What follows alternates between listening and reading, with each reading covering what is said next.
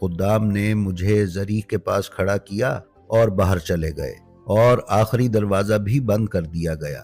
عین اسی وقت ہال میں ہلکے سبز رنگ کی نورانی روشنی پھیلی، اور اس قدر نفیس خوشبو میں نے محسوس کی کہ جو میں نے ساری زندگی مشاہدہ نہیں کی تھی۔ اس نورانی کیفیت نے مجھے مبہوت کر دیا۔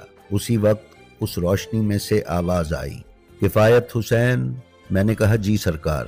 فرمایا جب تم ہمارے پاس آ رہے تھے تو راستے میں تمہیں ایک بوڑھی عورت ملی؟ میں نے کہا جی سرکار۔